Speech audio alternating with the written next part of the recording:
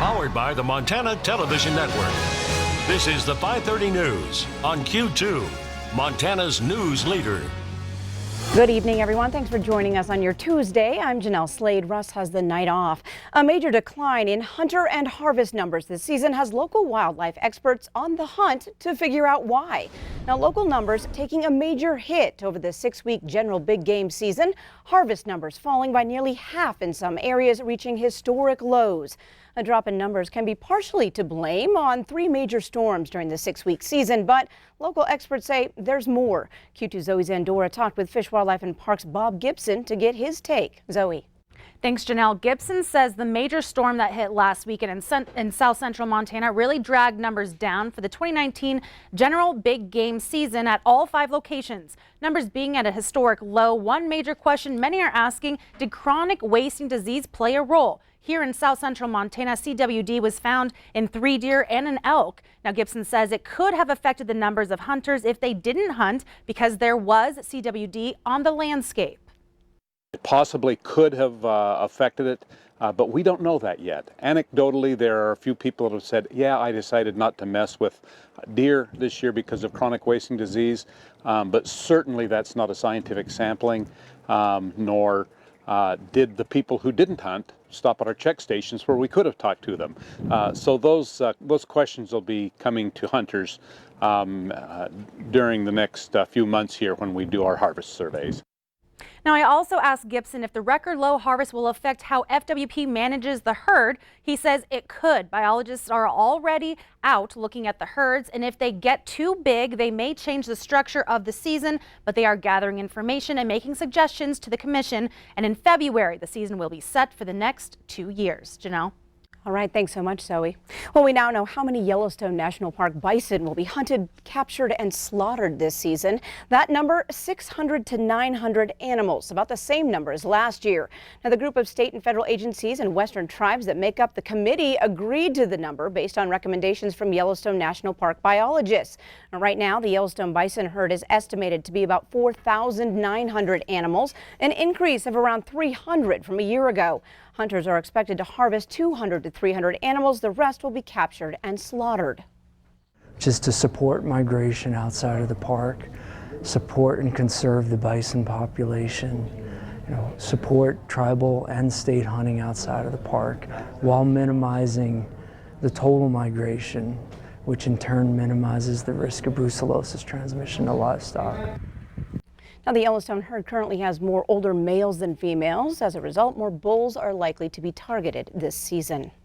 Well, Carbon County authorities have officially declared a disaster after early frost and snow destroyed nearly 20% of the local sugar beet crop, resulting in a hard hit to the economy.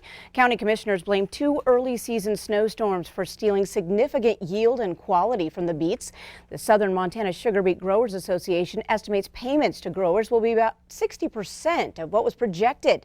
Irvin Schlemmer, who's been farming the area since 1972, tells Q2 this is the worst beet damage from weather he has ever seen. He says because they operate as a co-op, growers have ownership in the sugar beet plant, so they share in the loss with the farm and the factory. The disaster declaration will help local producers become eligible for disaster relief funding, but Schlemmer says that is also a long, difficult process. A $2 million boost is heading to downtown Billings to turn a historic building into an entrepreneurial hub. Q2's Mitch Laggy was on hand today to learn more about the grant and exactly what that's going to do. Mitch. Well, Jeanelle, the $2 million federal grant comes from the U.S. Department of Commerce and was awarded to the Big Sky Economic Development Group. The federal money will be matched by $2 million from local partners like Big Sky EDA and Zoot Properties.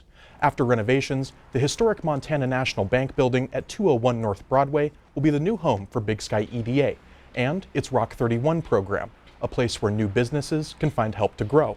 Rock 31 provides local entrepreneurs with mentorship and resources to start or expand a new company. The new location will hopefully allow the relatively new Rock 31 program to take off and start helping create local businesses. We've been having this 3-year-long conversation and a lot of effort behind our Rock 31 initiative that led us to today where we were selected to receive the grant. So we're really excited about that. So when people are coming to us, they're looking for capital infusion. They're looking for assistance in learning how to navigate a new space. A lot of these companies are high growth, early stage companies. So for many of them, this is new territory for them. So we help them kind of develop a pathway to success. And Arviscow added that the design and architecture planning still needs to be done for the new space, and he estimated construction would not start until sometime in 2021. Jeanelle? All right, thanks so much, Mitch. A former Helena Elementary School teacher and husband of Melissa Romano, the Democratic candidate for State Superintendent of Public Instruction, is now charged with felony possession of dangerous drugs, including cocaine, methamphetamine, and LSD. Eric Lehman resigned from his teaching job on November 1st. The felony charge was filed today.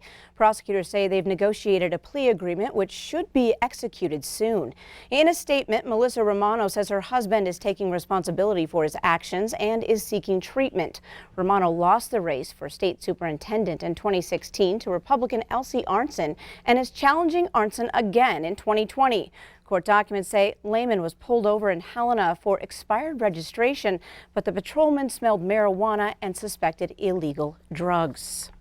A teenage suspect is now in custody after a bomb threat forced the evacuation of Big Fork High School yesterday morning. Flathead County authorities say they arrested a juvenile male in connection with the threat this morning. Now, Sheriff Brian Hino credits the quick response to law enforcement and Big Fork High School. Details obtained during that search led to the quick identification of the person involved.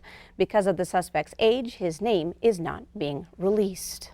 Well, the U.S. Supreme Court will now weigh in on a Montana case involving Superfund cleanup and residents west of Butte.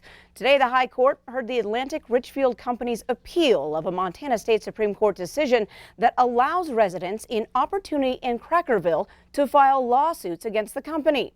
The communities are near the old Anaconda smelter, and residents claim cleanup of the pollution in their soil was not adequate. The Supreme Court will make a final decision at a later date. A Missoula County deputy who found and saved an abandoned baby in 2018 awarded a top honor today in Washington, D.C. There is no question Deputy Jessup's instincts, perseverance, and dedication saved the child's life. Ross Jessup given the prestigious Attorney General's Award for Distinguished Service in Policing. Now, this award recognizes exceptional work of law enforcement officers and deputies across the country. During the early morning hours of July 8th, 2018, Jessup found a 5-month-old baby in the woods near Lolo Hot Springs. That baby had been missing for several hours, was found under a pile of sticks and other debris. Jessup says his fatherly instincts kicked in. He picked up the baby, swaddled him in a down coat and a beanie hat, and just held on to him. Attorney General William Barr presented Jessup with the award. Jessup was one of 19 to be awarded the honor today. Well, there's more news from across our state tonight. As this season of giving, we'll meet a rancher who's donating some big old gifts to some little Montana 4-H'ers. Join us for the statewide MTN News at 9 o'clock on the CW. But first, on tonight's 5:30 News, an online program now being tested at Montana State University is showing positive trends in treating depression. Plus, in sports, Q2's Athlete of the Week is only a sophomore at West. Scott shows us why the Bears think he may finish as their best ever wrestler. And coming up on weather, it looks like another breezy day tomorrow, then one more hurdle to get over before we get back to the 50s this weekend. We'll tell you all about it coming up. You're watching MTN News with Jeanelle Slade and Russ Riesinger. Storm Tracker weather with Bob McGuire. And sports with Scott Green. This is the 5:30 News on Q2, Montana's news leader.